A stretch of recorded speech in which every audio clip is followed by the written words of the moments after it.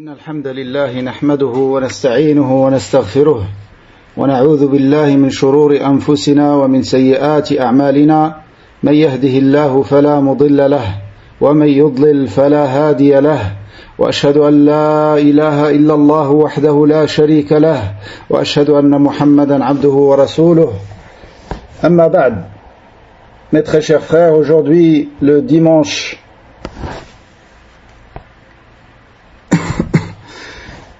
le dimanche 3 Dhul Hijjah de l'année 1440 de l'Hégire, correspondant au 4 août 2019, nous nous retrouvons afin de lire ensemble, bi'idnillah, un nouveau chapitre de Kitab al-Tawhid, alladhi huwa haqqullahi ala al-abid, le livre de l'unicité qui est le droit d'Allah sur ses serviteurs, de l'imam revivificateur de la religion de l'islam dans la deuxième moitié du XIIe siècle, l'imam Muhammad ibn Abdul Wahhab, qu'Allah lui fasse miséricorde et qu'Allah élève son degré dans le paradis, ainsi que tous les savants de la sunna, tous les savants salafis.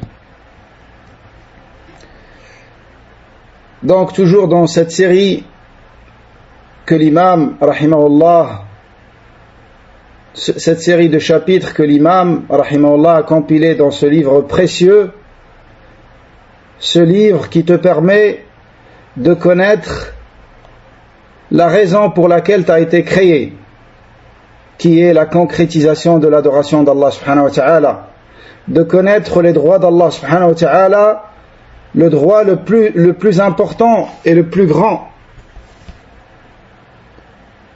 et de connaître la plus grande des bonnes actions et la plus obligatoire de toutes les obligations, mais également de connaître l'opposé de Tawhid, qui est le polythéisme et l'associationnisme,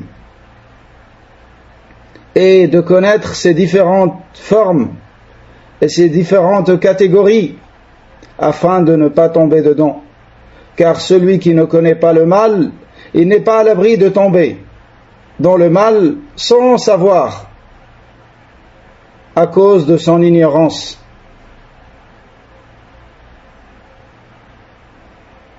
C'est pour ça que nous essayons de lire ce livre ensemble, et c'est un livre qu'il faut lire et relire, car Tawhid, c'est pas une affaire d'une heure ou d'une année, c'est l'affaire d'une vie. At-Tawhid, c'est pas un livre que tu as mémorisé ou que tu as compris. At-Tawhid, c'est une pratique avec laquelle tu dois rencontrer Allah subhanahu wa ta'ala. Car celui dont la dernière parole de ce bas monde est La ilaha illallah, c'est-à-dire Tawhid, ira au paradis. Ira au paradis de toute manière, il va au paradis. Qu'il ait des péchés ou pas. Et s'il a des péchés, si Allah subhanahu wa ta'ala ne lui pardonne pas, et si les expiations précédentes n'ont pas suffi pour le purifier de ses péchés, il peut aller en enfer pour un certain temps qu'Allah azza wa jal décidera proportionnellement à ses péchés, et ensuite il le fera sortir de l'enfer pour qu'il aille au paradis qui est sa demeure éternelle, la demeure éternelle de tout muwahhid qui rencontre Allah subhanahu wa ta'ala avec Tawhid, comme l'enfer est la demeure éternelle de tous ceux qui rencontrent Allah avec shirk, wal-'iyadhu billah. Donc Tawhid, mes frères, c'est la science la plus importante. Tawhid, c'est la science la plus importante à laquelle le musulman se doit d'accorder le plus de son temps dans l'apprentissage. Tawhid, c'est la science la plus importante, car c'est la clé de ta sauvée entre les mains d'Allah azza wa jal. L'imam rahimahullah Muhammad ibn Abdul Wahhab a compilé une série de chapitres dans lesquels il parle de certains interdits qui s'oppose à la perfection du tawhid dans les termes, afin de mettre en garde contre ces termes qui sont très répandus parmi les musulmans, parmi les musulmans. Car sharia, mes frères, la législation d'Allah subhanahu wa ta'ala, de la même manière qu'elle est venue et qu'elle a été révélée pour réformer les cœurs, également elle a été révélée pour réformer les paroles.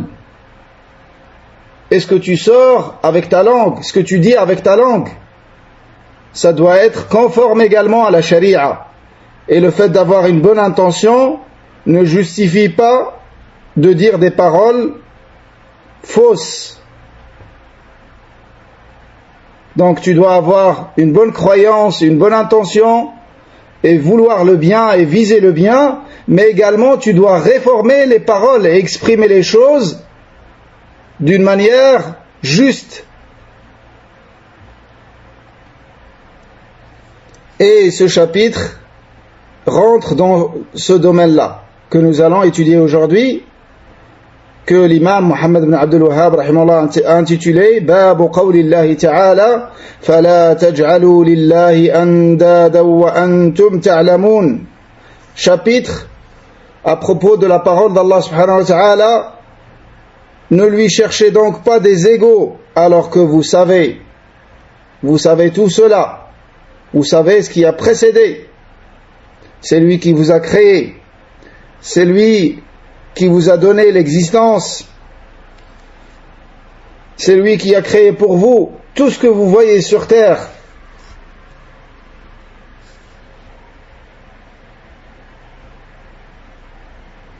Si c'est lui qui vous a créé, et si c'est à lui que vous appartenez, et si c'est lui qui vous a accordé tous les bienfaits dont vous jouissez, alors comment lui donner des égaux dans son adoration, alors que vous savez que c'est lui l'unique créateur, l'unique pourvoyeur, l'unique roi suprême par excellence, subhanahu wa ta'ala, l'unique souverain, subhanallah. Donc l'auteur a voulu par ce chapitre deux points principaux. Le premier, c'est de mettre en garde contre certaines paroles très répandues parmi les croyants et qui font partie de l'associationnisme mineur,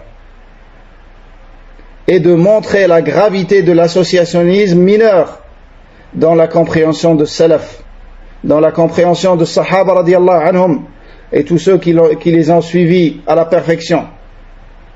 Car les péchés, les degrés des péchés, en commençant par le péché le plus grave, on a Ash-Shirk al-Akbar, l'associationnisme majeur, le péché le plus grave qui fait sortir de l'islam. Ensuite, Ash-Shirk al-Asghar, l'associationnisme mineur, qui est certes inférieur à l'associationnisme majeur, mais il est beaucoup plus grave que tous les autres péchés. Il est plus grave que zina, il est plus grave que riba, il est plus grave que boire l'alcool, et il est même plus grave que l'inceste. L'homme qui a des rapports, des relations intimes avec un membre de sa famille qui lui est interdit, tel que sa mère ou sa sœur ou sa fille. On réalise tous la gravité de cet acte. C'est pour ça que je l'ai cité ici. Car tous on réalise la gravité de cet acte. Mais mes frères, sachez que Shirk al-Asghar, il est plus grave que tous ces grands péchés. Et pourquoi il a été appelé Asghar? C'est pas pour minimiser de sa gravité, mais juste pour savoir qu'il ne fait pas sortir de l'islam. Mais c'est une passerelle vers le Shirk Akbar, vers l'associationnisme majeur. C'est une passerelle. et c'est la porte de Shirk al-Akbar. Et Iblis, il a des étapes dans ses stratagèmes avec le fils de Adam. Il y a certaines personnes, il ne peut pas les tenter par Shirk al-Akbar. Il sait que c'est impossible. Mais il va commencer par des péchés moins graves pour les mener graduellement vers la chose qu'il veut d'eux, qui est sortir de l'islam et l'accompagner dans l'éternité en enfer. C'est ce que Iblis veut des fils de Adam. Il veut qu'ils lui tiennent compagnie éternellement dans le feu de l'enfer. Et les autres péchés, ce ne sont que des étapes pour arriver petit à petit à cet objectif. C'est pour ça Allah Azza wa Jal dans le Coran, il ne nous dit pas ne suivez pas Shaitan. Il nous dit ne suivez pas les pas de Shaitan. Et Shaitan a 70 portes du bien avec lesquelles il fait tomber le fils de Adam dans le mal. Donc Shirk al-Akbar, ensuite Shirk al-Asghar, ensuite al-Bid'a, l'hérésie et l'innovation dans la religion. Et l'innovation, comme les savants le disent, elle est plus proche de shirk que des péchés, des grands péchés. Car dans l'innovation, il y a une forme de législation. C'est pour ça que ça se rapproche plus de shirk que des grands péchés. Alors que les péchés, le degré qui est inférieur au bid'a, c'est les grands péchés. Et ce qui est inférieur, c'est les petits péchés. Donc ça, c'est les degrés des péchés. Et le bid'a, elle est plus proche de shirk que des grands péchés. Parce que ceux qui font les grands péchés, ils savent qu'ils font le mal. Ils espèrent le repentir un jour et le délaissement de ce péché. Contrairement à celui qui fait le bid'a, il n'espère jamais le repentir, car pour lui, il fait le bien. C'est pour ça que le bid'a est plus aimé par Iblis que les péchés. Donc il a dit فَلَا تَجْعَلُوا لِلَّهِ أَنْدَادًا وَأَنْتُمْ تَعْلَمُونَ.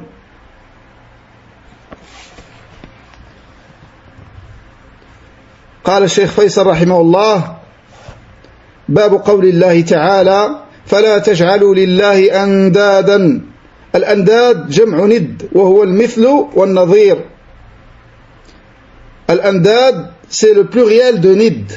Et Nid, c'est l'équivalent et le semblable.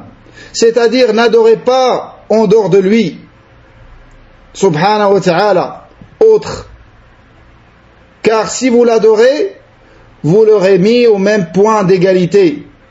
Vous l'aurez mis au même point d'estal qu'Allah subhanahu wa ta'ala. Et vous aurez fait de lui un égal et un semblable à Allah. Car il n'y a que Allah qui mérite l'adoration. Et si tu voues une partie de ton adoration à autre qu'Allah, de cette manière tu auras fait de lui un égal et un semblable à Allah subhanahu wa ta'ala. Wa antum ta'lamun, alors que vous savez qu'il n'a pas de semblable ni d'égal, car c'est lui l'unique créateur et l'unique pourvoyeur, l'unique qui mérite l'adoration. وسياق هذه الآية في الشرك الأكبر وهي عامة في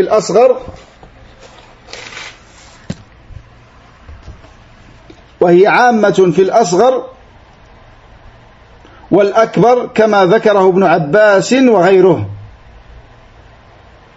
Donc ce verset à la base il a été révélé au sujet de l'associationnisme majeur, mais tout dalil dans l'associationnisme majeur sert comme dalil dans l'associationnisme mineur, car ils ont un point en commun qui est l'associationnisme, et ils ont des points dans lesquels Shirk al-Akbar et se distingue de Shirk al-Asghar. C'est pour ça Salaf, comme on va le voir dans l'affaire qui va suivre, ils avaient pour habitude de prendre comme dalil, en ce qui concerne l'associationnisme mineur, des dalils qui ont été révélés par rapport à l'associationnisme majeur, comme va le faire Abdullah ibn Abbas, l'exégèse du Coran, dans ce athar qu'on va lire tout de suite. قال ابن عباس رضي الله عنهما في الآية: الأنداد هو الشرك أخفى من دبيب النمل على صفات سوداء في ظلمة الليل، وهو أن تقول والله وحياتك يا فلان وحياتي، وتقول لولا كليبة هذا لأتانا اللصوص، ولولا البط في الدار لأتى اللصوص، وقول الرجل لصاحبه ما شاء الله وشئت، وقول الرجل لولا الله وفلان لا تجعل فيها فلانا، هذا كله به شرك، رواه ابن أبي حاتم. Donc ça a été rapporté par Ibn Abi Hatim dans son tafsir, avec une chaîne de transmission bonne, Hassan.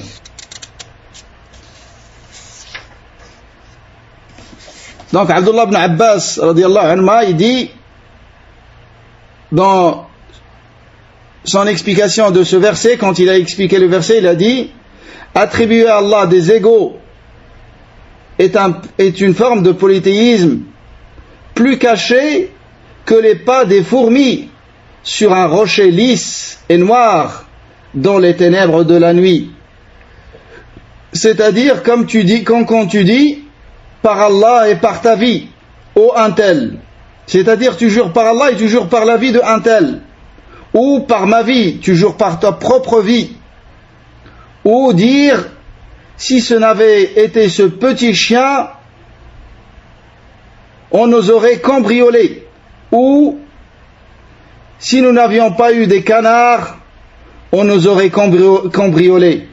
Et quand l'homme dit à son compagnon ce que Allah a voulu et ce que tu as voulu, ou dire si ce n'avait été Allah et toi, n'ajoutez jamais un tel dans vos propos, tout ceci est du polythéisme. Tout ceci est du polythéisme.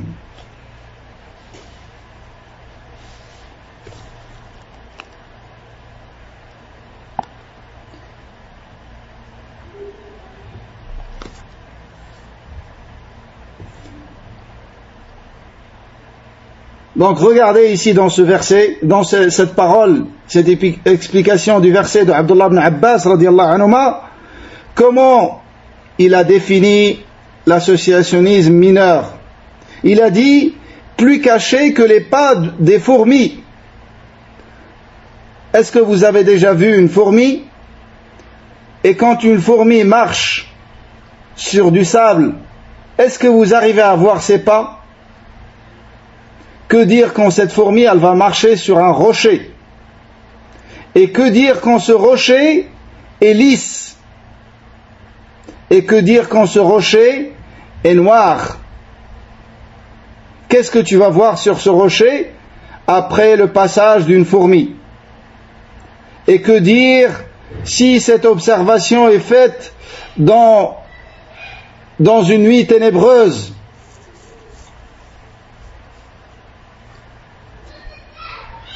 Qu'est-ce que tu vas voir de ces pas de fourmis? Il a dit que shirk, il parle bien évidemment de shirk mineur, qu'il est plus caché et plus subtil que ces pas sur ce rocher lisse, noir, dans une nuit de ténèbres. Subhanallah. C'est pour ça, Cheikh Ibn Uthaymin, rahimahullah, quand il a lu ce athar, il a dit une chose aussi cachée, aussi subtile, nous demandons à Allah de nous aider à nous en préserver. Et nous en préserver. De nous aider à ne pas tomber dedans et nous en préserver. Et ça, c'est la même parole qu'a dit Cheikh Suleiman, le petit-fils de l'imam Mohammed ibn Abdul Wahhab, dans son explication Taysir al-Aziz al-Hamid. Il a dit que Abdullah ibn Abbas radiyallahu anhuma a comparé l'associationnisme dans sa subtilité et tellement il est caché, il est minutieux pour la plupart des gens. Il lui a donné un exemple d'une chose extrêmement subtile et cachée, qui est les pas de cette fourmi sur ce rocher lisse, noir, dans une nuit de ténèbres. Ça démontre, il a dit, qu'il est très très caché pour la plupart des gens qui prétendent l'islam. Pour la plupart des gens de l'islam, le shirk est très caché et qu'il est très difficile de s'en débarrasser. Et c'est pour ça, et écoutez bien mes frères, ce hadith qui est rapporté dans les deux authentiques,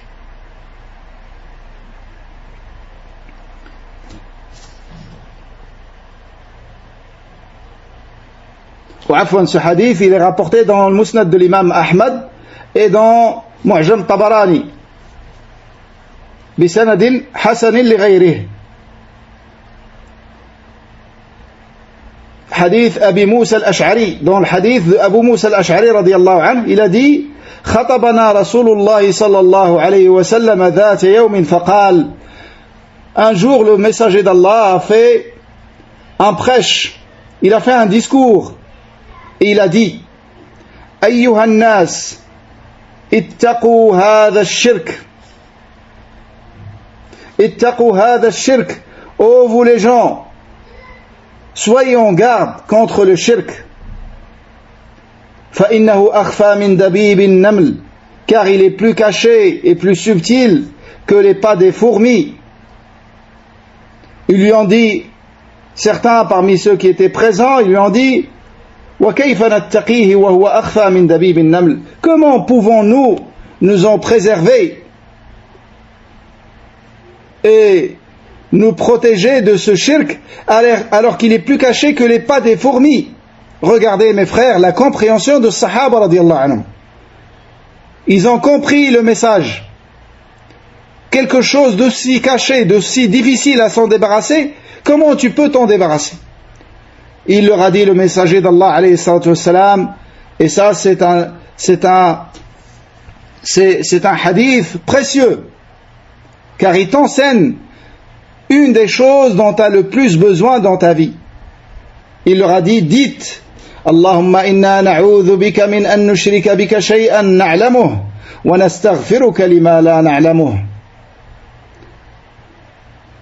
Il leur a enseigné cette dua que vous devez tous connaître par cœur et répéter souvent, qu'Allah nous le permette et nous le facilite.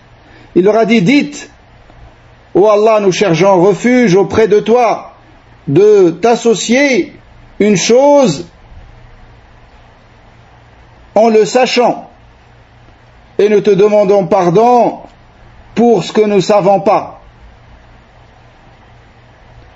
C'est-à-dire, tu cherches refuge auprès d'Allah contre shirk, même celui que tu fais sans le savoir, par ignorance. Mais ceci ne t'empêche pas d'apprendre et de connaître shirk et de connaître ses différentes formes afin de ne pas tomber dedans.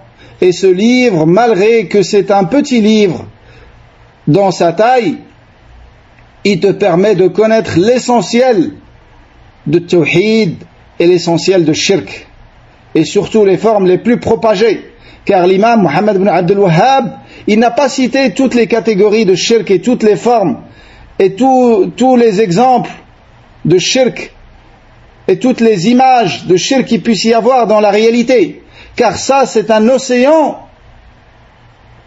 qui n'a pas de fin. Ça c'est quelque chose que tu ne peux pas réunir dans un seul livre, mais il a choisi parmi les formes de shirk les plus propagées à son époque, qui sont aussi les plus propagées à notre époque. D'où l'intérêt de ce livre et l'importance qu'on doit lui accorder.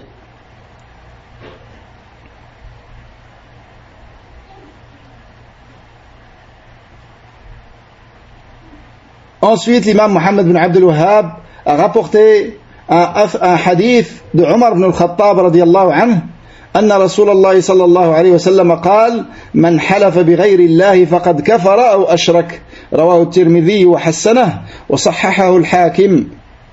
Donc il a rapporté ce hadith selon Omar ibn al-Khattab radiyallahu anhu. Le messager d'Allah alayhi sallam a dit: celui qui jure par autre qu'Allah, il a mécru ou il a associé. Celui qui jure par autre qu'Allah, il a mécru ou il a associé. Rapporté par Tirmidhi dans ses Sunan, dans son Jami', et il l'a jugé bon, et jugé authentique par le Hakim, et également l'imam Al-Albani l'a authentifié. Il y a une erreur que Cheikh Suleiman, rahimahullah, l'auteur de Taysir al-Aziz al-Hamid, a souligné ici par rapport à ce hadith, c'est que le hadith est selon Abdullah ibn Umar ibn al-Khattab et non pas selon son père.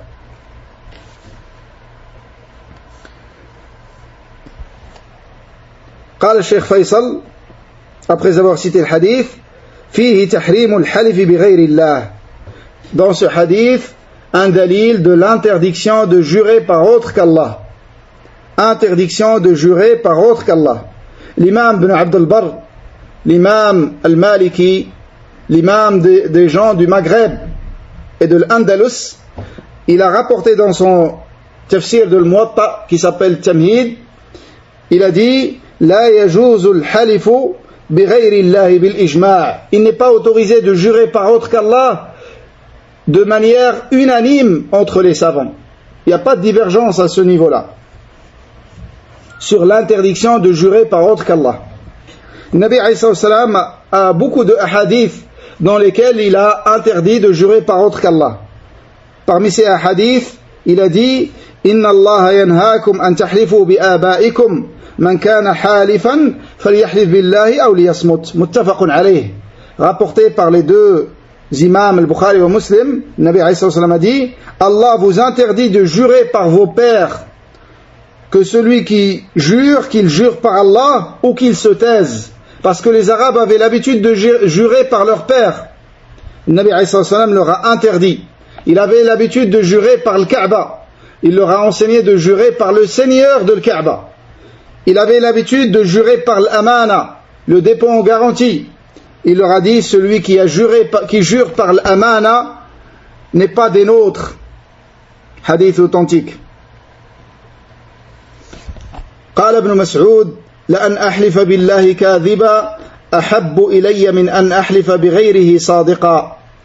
Ensuite il a rapporté cette parole de Abdullah ibn Mas'ud radiyallahu anhu, le grand sahabi, le grand faqih de cette umma, celui qui a mémorisé 70 surahs de la bouche du prophète alayhi salam directement, et celui qui ressemblait le plus au prophète alayhi salam dans sa guidée, et celui que le Nabi alayhi salam a dit, nous a recommandé de prendre en considération, de prendre ses recommandations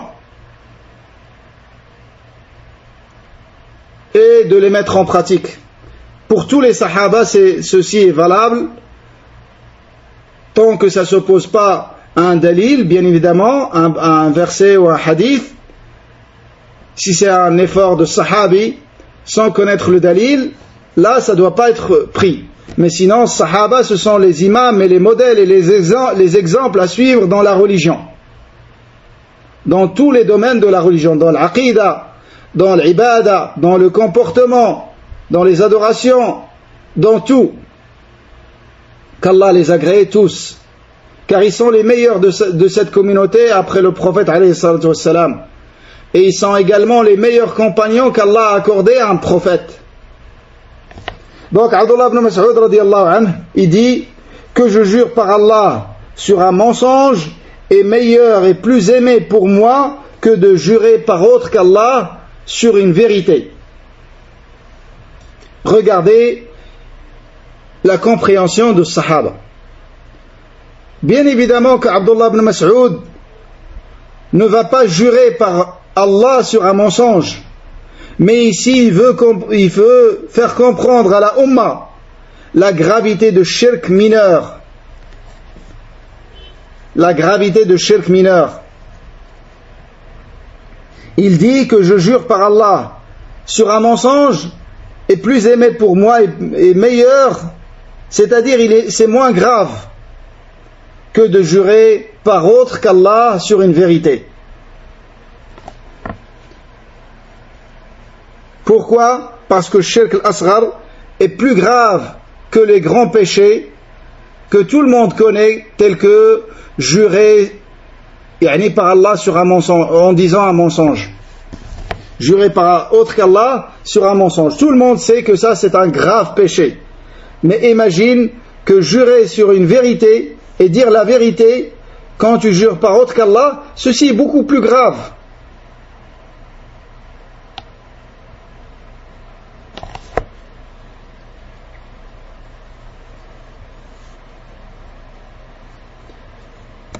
Ceci est beaucoup plus grave.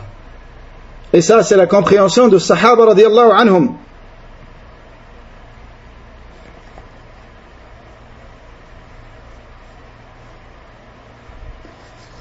قال أن أحلف بالله كاذبا أحب إلي من أن أحلف بغير الله صادقا. Ce hadith, ce récit a été authentifié par Cheikh Al-Albani rahimahullah. Il y a un point qu'il faut savoir, que jurer par autre qu'Allah, à la base c'est du shirk mineur.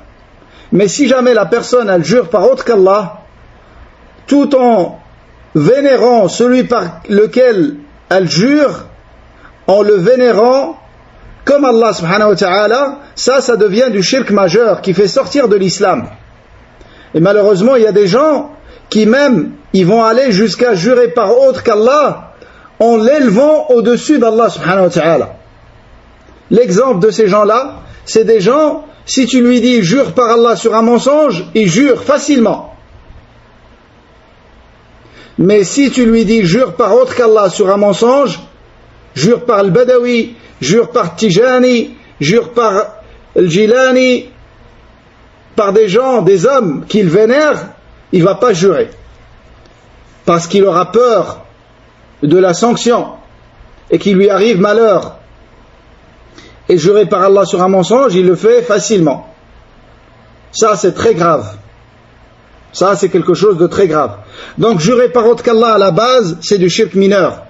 Mais si jamais celui qui jure par Allah, par autre qu'Allah, il élève par quoi il jure au même niveau qu'Allah subhanahu wa ta'ala, voire à un niveau supérieur, ça fait sortir de l'islam. Et ça, on va le voir plus en détail dans des chapitres suivants, bi'idhnillah. J'ai préféré le mentionner ici, parce que Cheikh Faisal rahimahullah ne l'a pas cité. Ensuite, il a rapporté hadith Hudhayfa radiyallahu anhu, que le Nabi alayhi sallam a dit: La taqulu ma sha'a Allah wa sha'a fulan, walakin qulu ma sha'a Allah thumma sha'a fulan. Rawahu Abu Daoud bisanadin sahih. Sahih Cheikh Al-Albani. Selon Hudhayfa radiyallahu anhu, le prophète alayhi sallam a dit: Ne dites pas ce que Allah veut et ce qu'un tel veut, mais dites ce que Allah veut, ensuite ce qu'un tel veut. Rapporté par Abu Daoud, et il l'a avec une chaîne de transmission authentique, comme il a dit Cheikh Mohammed bin Abdul Wahhab rahimahullah, et Cheikh Al-Albani rahimahullah également l'a authentifié. Pourquoi ne pas, il dit Cheikh Faisal, لأن المعطوف بالواو يكون مساويا للمعطوف عليه. Pourquoi cette interdiction? Parce que quand tu dis ce que Allah veut, là on parle de la volonté d'Allah. Et ce qu'un tel veut, on parle de la volonté de la créature. Et si tu dis et en arabe wa, ça donne le sens de l'égalité des deux volontés. Que la volonté d'Allah est égale à la volonté de la créature. Ce qui est faux. La volonté de la créature est sous la volonté d'Allah. C'est pour ça que le Nabi alayhi salam a recommandé de dire thumma, qui donne le sens du classement. La volonté d'Allah, thumma, ensuite. Et ça donne le sens du classement. Et que la volonté d'Allah est supérieure à la volonté de la créature. Et que la volonté de la créature est inférieure à la volonté du Créateur.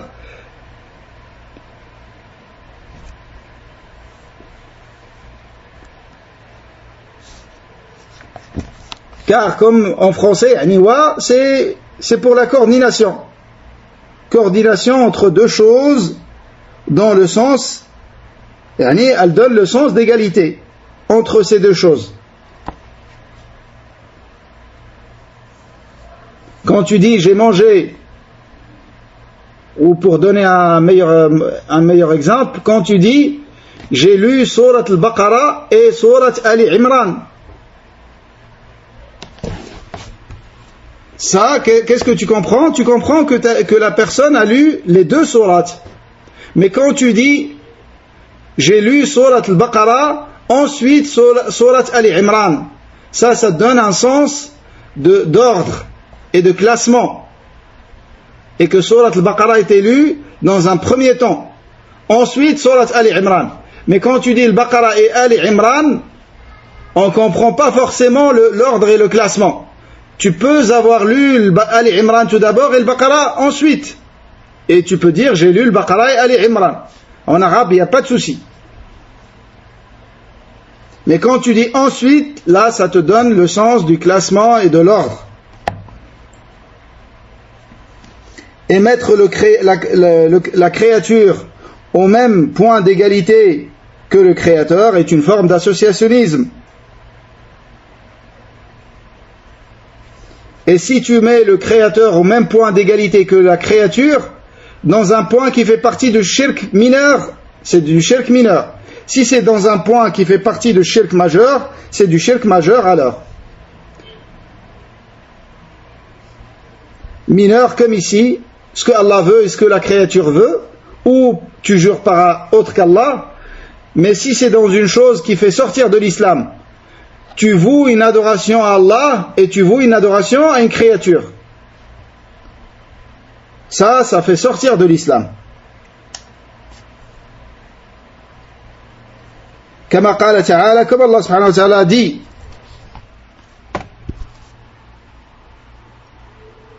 en décrivant les associateurs, les mushrikines, les polythéistes, il a dit Tallahi in kunna lafi dalalin mubin idh nusawwikum bi rabbil alamin. Par Allah, nous étions dans un égarement évident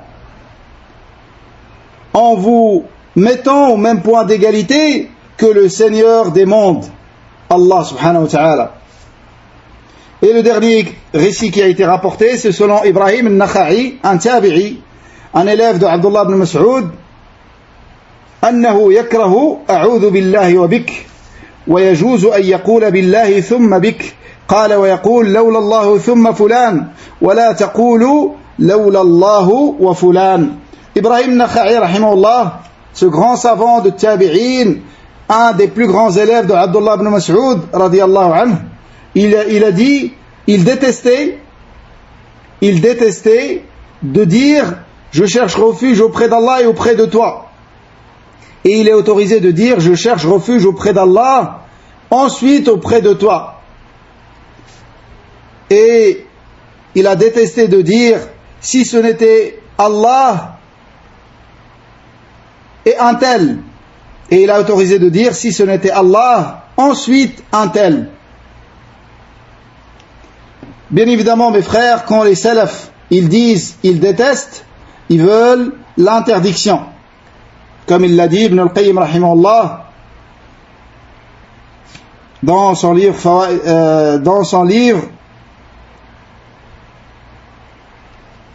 Al-Fawaid. J'ai oublié le nom du livre, mais il y a Al-Fawaid dedans. En tout cas, c'est une parole d'Ibn al-Qayyim très connue, dans laquelle il a expliqué la signification de l'karaha chez Salaf. Salaf par crainte d'Allah, et pour ne pas dire d'Allah subhanahu wa ta'ala une chose qu'il n'a pas décrit haram, en se conformant au verset La taqulu lima tasifu alsinatukum al-kadhiba hadha halalun wa hadha haram. Il ne disait pas ceci haram de manière générale, mais il disait je déteste cela. Ça veut dire c'est haram chez lui. Comme ici il a dit qu'il détestait de dire je cherche refuge auprès d'Allah et auprès de toi. pour la même raison qui a été citée précédemment. C'est que le waouh, ça donne le sens de l'égalité. C'est comme si tu cherchais refuge auprès d'Allah et auprès de la créature de la même façon. Alors que non. Refuge auprès d'Allah, il est cherché de manière absolue. Et auprès de la créature, c'est dans les choses dont elle est capable. Tu ne peux pas chercher refuge auprès d'une créature pour ne pas aller en enfer. Mais tu peux chercher refuge auprès d'elle pour t'aider ou pour te protéger d'un animal féroce, par exemple. Également, si ce n'était un tel et Allah. Et de dire si ce n'était un tel Allah, si ce n'était Allah et un tel. Ça, c'est pas autorisé. Et ce qui est autorisé, c'est de dire si ce n'était Allah, puis un tel, ensuite un tel. Car un tel, c'est la cause. Un tel, c'est la cause. Mais celui qui t'a sauvé réellement, c'est Allah subhanahu wa ta'ala. Et la cause, c'était cette créature.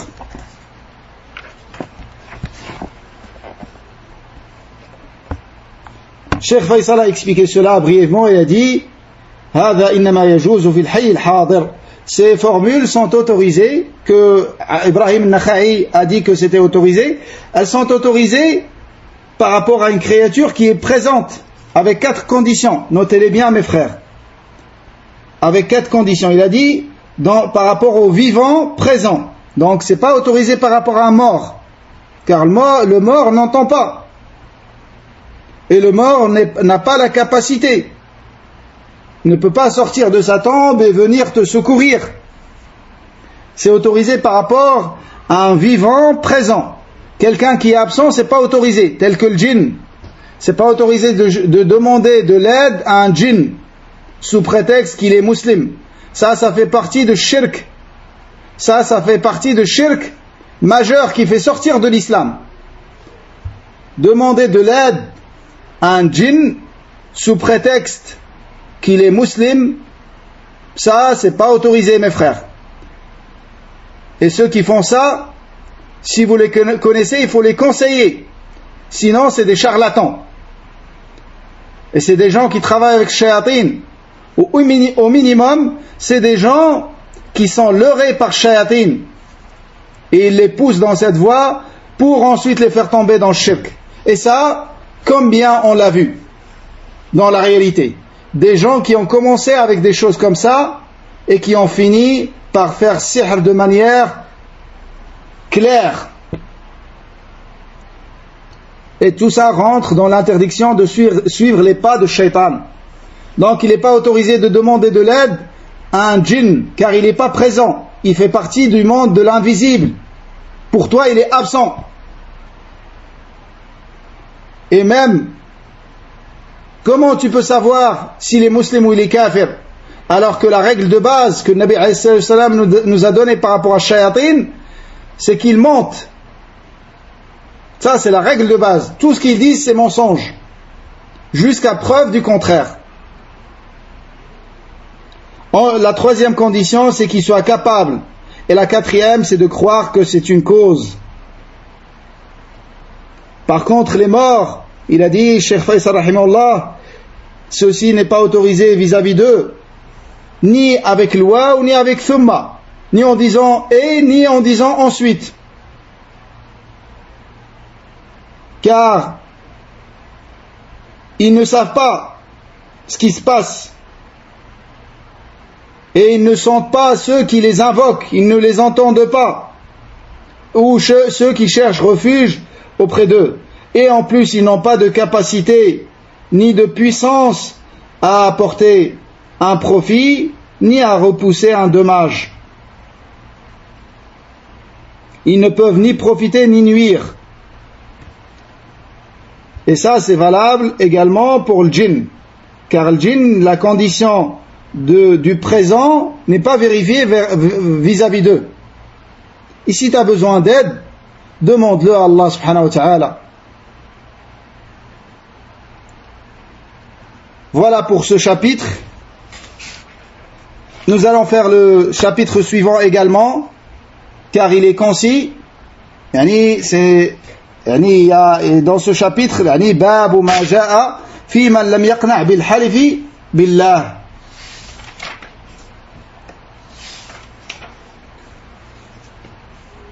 Dans ce chapitre, l'imam Mohammed ibn Abdul Wahhab rahimahullah a cité un seul hadith à propos de celui qui ne se satisfait pas du serment par Allah. Quand on lui jure par Allah, il ne se satisfait pas, il n'accepte pas.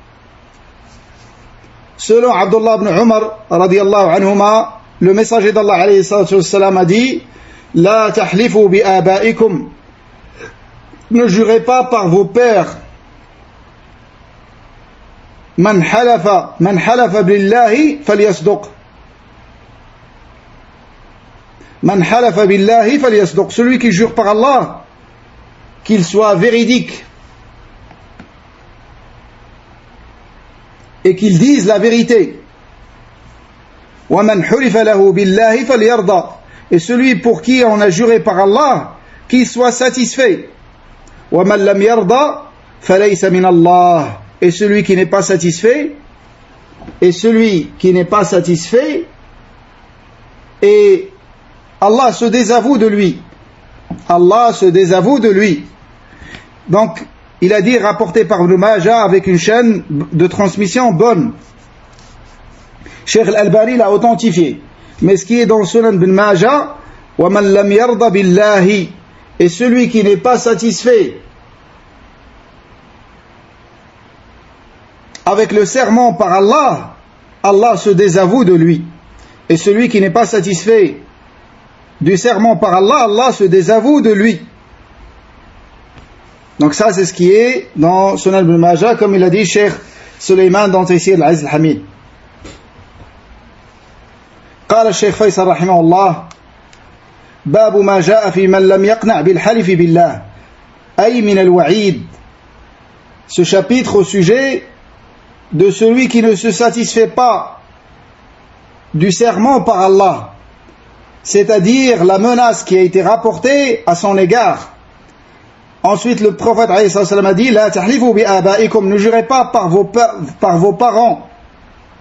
Ay li annahu shirk, car ça fait partie de l'associationnisme. Ça fait partie de l'associationnisme. Le fait de jurer par autre qu'Allah, comme on a vu précédemment. Celui qui jure par Allah, c'est du shirk mineur, sauf s'il met au même point d'égalité dans la vénération celui par qui il jure, il le met au même point d'égalité qu'Allah subhanahu wa ta'ala, voire supérieur, wal-'iyadhu billah. Et comme je vous ai dit, ces choses-là existent et sont très répandues. Il y en a qui jurent par leur mère, il y en a qui jurent par leur vie, il y en a qui jurent par la nourriture, il y en a qui jurent par le droit du voisin, et des choses comme ça. Celui qui veut jurer, qui jure par Allah. Et comme on va voir après, même jurer, il faut l'éviter. Tu jures par Allah, le très grand, sur des choses importantes. Et non pas sur n'importe quelle chose, tu jures. Car celui qui jure beaucoup,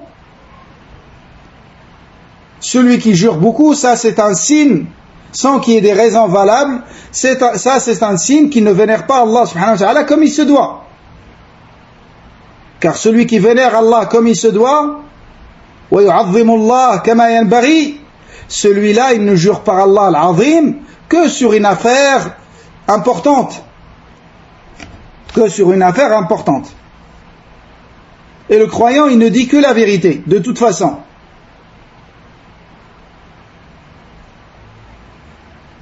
Jusqu'à preuve du contraire.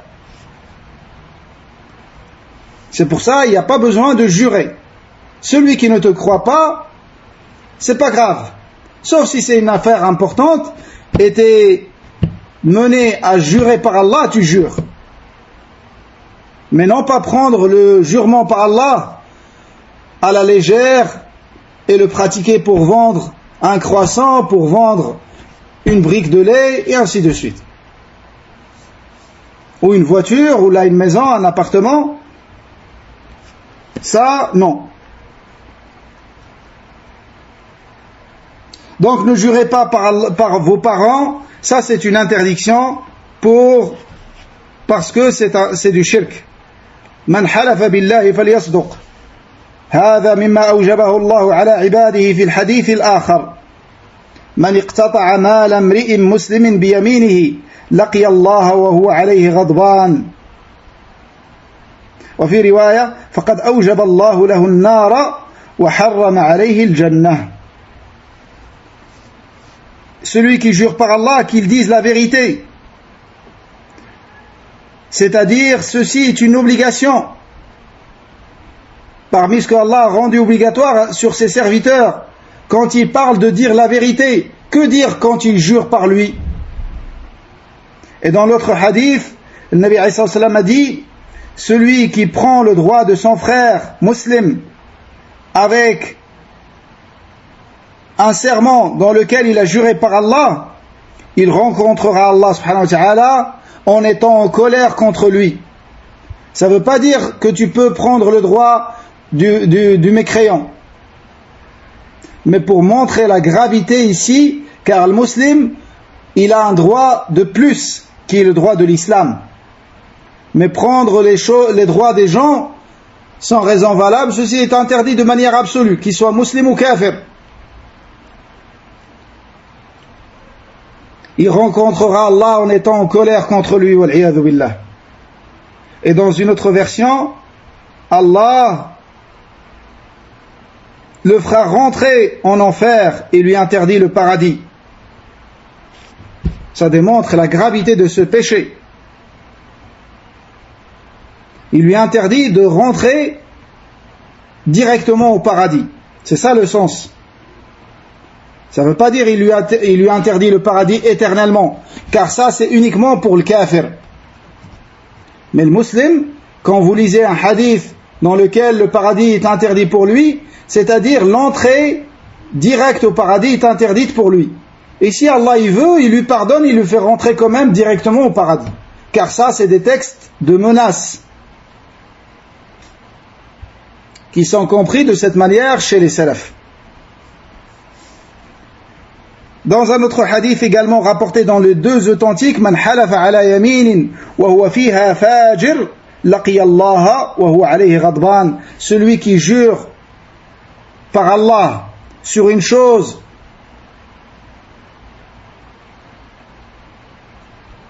en disant le mensonge,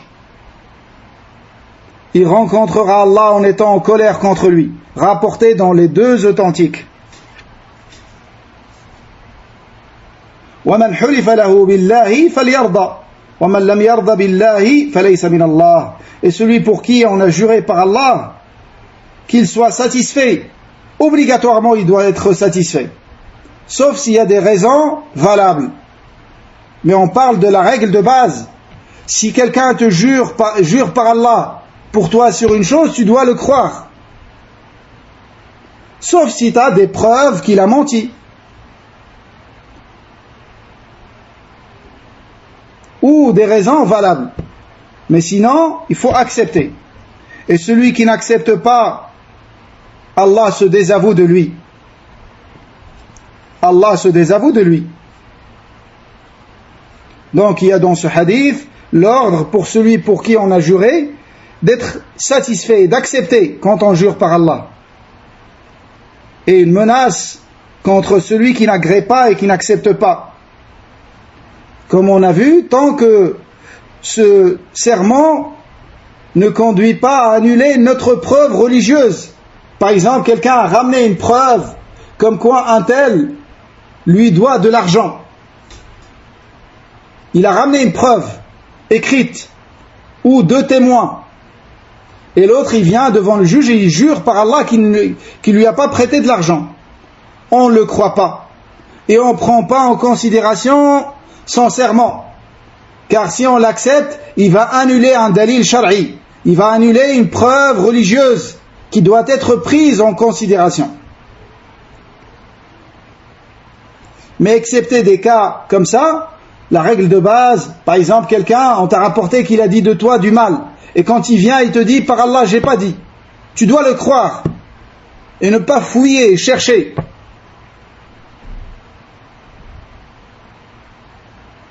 Il a juré par Allah qu'il n'a pas dit, il n'a pas dit. Si c'est un menteur, Allah il va le dévoiler. Et toi, pourquoi tu as accepté? Tu as accepté, non pas par rapport à sa valeur à lui, mais par rapport à l'estime immense que tu as pour Allah.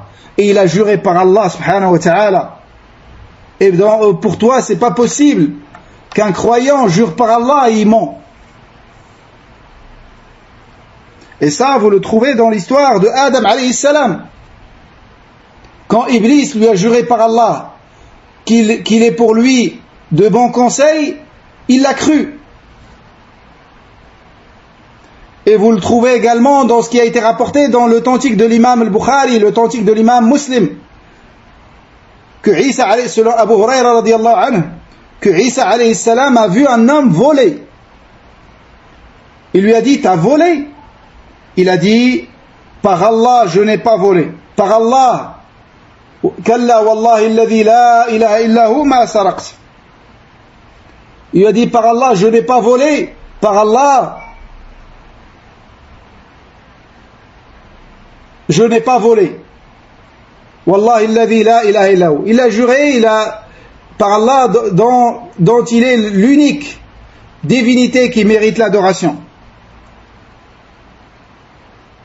Ensuite, Isa alayhi salam, qu'est-ce qu'il a dit? Il a dit, j'ai cru en Allah et j'ai démenti mes yeux. Il a cru en Allah, tellement il vénère Allah, tellement Allah est immense dans son cœur. Du moment que cet homme a juré, il a cru en ce serment. Et il a démenti ce qu'il a vu avec ses yeux. Et par rapport à ce hadith, il y a deux, parmi les explications qui ont été données, deux qui sont les plus fortes. Je vais laisser la plus forte, celle d'Ibn al-Qayyim à la fin. Je commence par celle d'Ibn al-Arabi dans son livre Al-Mufhim, explication de l'authentique de l'imam Muslim. Isa alayhi salam, il a dit, j'ai cru en Allah, c'est-à-dire à cause de ce serment par Allah. Et j'ai démenti ce que j'ai vu avec mes propres yeux, dans l'apparence que c'est du vol, car tu as pris une chose d'un endroit qui était protégé, mais peut-être qu'il y a d'autres hypothèses. Peut-être que celui à qui ça appartient t'avait donné l'autorisation au préalable, ou tu as pris quelque chose qui te revient de droit, ou tu l'as pris uniquement pour regarder. Il y a des hypothèses. Par contre, le serment par Allah, il est clair. Et ta parole est claire que tu n'as pas volé. Donc je dément ce que j'ai vu avec mes yeux et je crois en Allah. Ça c'est une des explications, mais encore plus forte et meilleure que celle-là, comme l'a dit Cheikh Suleiman dans Taysir al-Aziz al-Hamid. Cheikh Suleiman rahimahullah, il a dit, en rapportant la parole d'Ibn al-Qayyim, il a dit que c'est la parole la plus juste par rapport à ce hadith.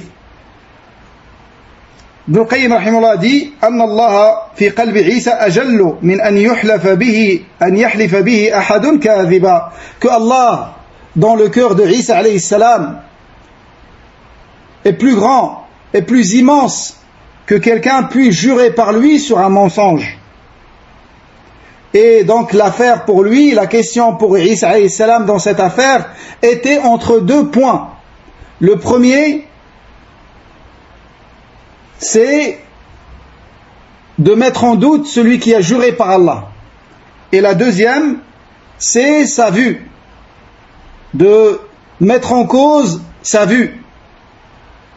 Et c'est pour ça qu'il a délaissé ce qu'il a vu pour ce serment par Allah subhanahu wa ta'ala. De la même manière que Adam alayhi salam a cru Iblis quand il lui a juré par Allah qu'il est de bons conseils pour lui.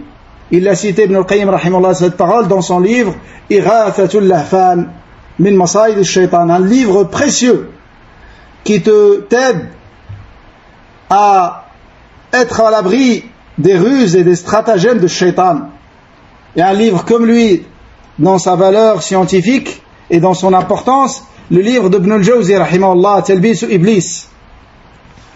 Voilà mes frères, par rapport à aujourd'hui, je demande à Allah que ce que nous avons lu nous soit profitable et bénéfique. Je demande à Allah Azza wa Jalla de nous accorder la science bénéfique et profitable et la bonne compréhension de ce que nous apprenons et de nous aider à mettre en pratique ce que nous apprenons. هذا والله تعالى أعلى وأعلم سبحانك اللهم وبحمدك أشهد أن لا إله إلا أنت أستغفرك وأتوب إليك والسلام عليكم ورحمة الله وبركاته.